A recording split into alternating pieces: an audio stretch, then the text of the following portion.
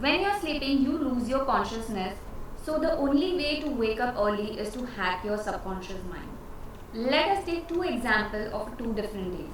Suppose when you go on a trip with your friends, you need to catch up an express train at 5 am. Now, on that day, do you need any kind of alarm clock? Never. First of all, you stay awake till 1 am or 2 due to the excitement. Then, after that, if you go to sleep, you wake up long before 5 am without any alarm clock. On the other hand, when on the days you know it is an holiday, you keep snoozing the alarm clock more than 50 times to wake up. If you observe deeply, then the difference between these 2 days, in the first case, in going out on a trip with your friends, before going to sleep, an excitement goes on inside you about the next morning. Whereas in the second case, I mean in the case of holidays, boringness goes inside you.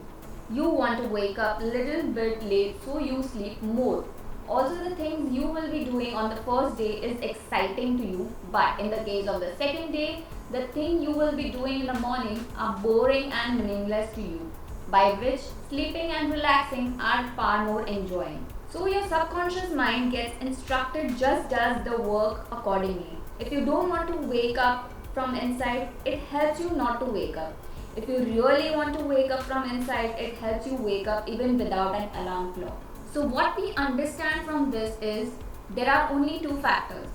What do you think about the next day morning before going to bed? Second, what will you do the next day in the morning? Which makes us come to the point to ask yourself why you want to wake up early.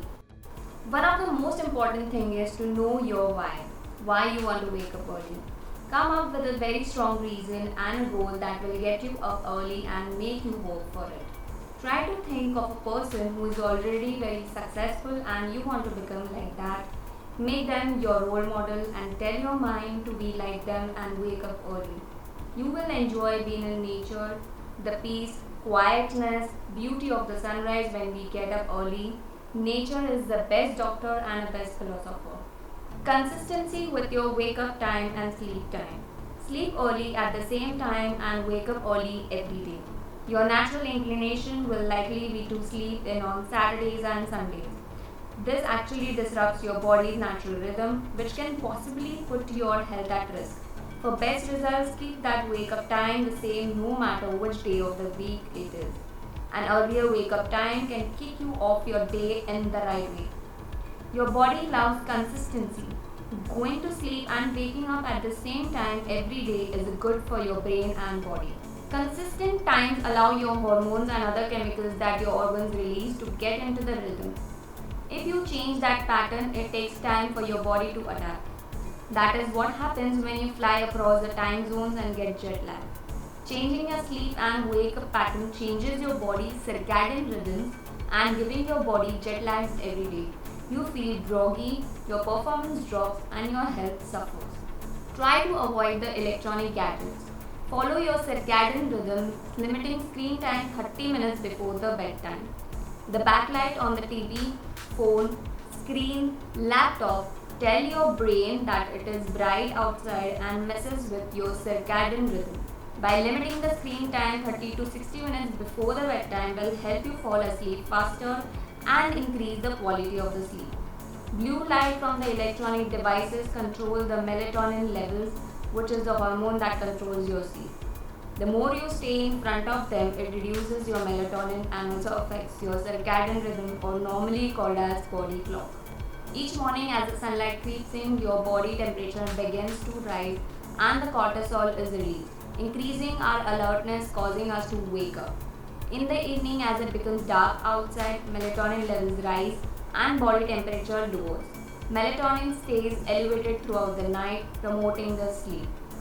The circadian biological clock is controlled by a part of the brain called the suprachiasmatic nucleus, the SCN, a group of cells in the hypothalamus that responds to the light and dark signals.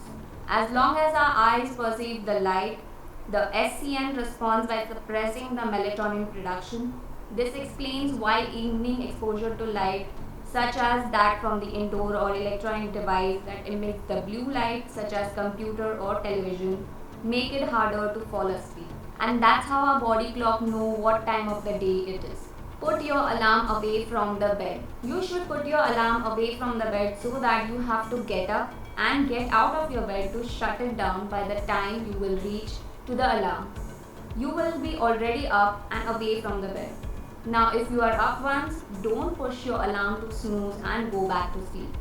Why do you want to go back to the whole process of waking up again? Never hit the snooze button, just get up and get a cold shower. Last but not the least, the whole idea is to turn this into a habit. If you can manage to do it for at least 21 days, this will become your habit and you may not even need an alarm to get ready. So guys, that's it for today's video. Hit the like button, share it with your friends, and don't forget to subscribe to my channel and hit the bell icon. You can also follow me on my Instagram handle for my personal journey. Until next time, from Flying Monk, see you guys.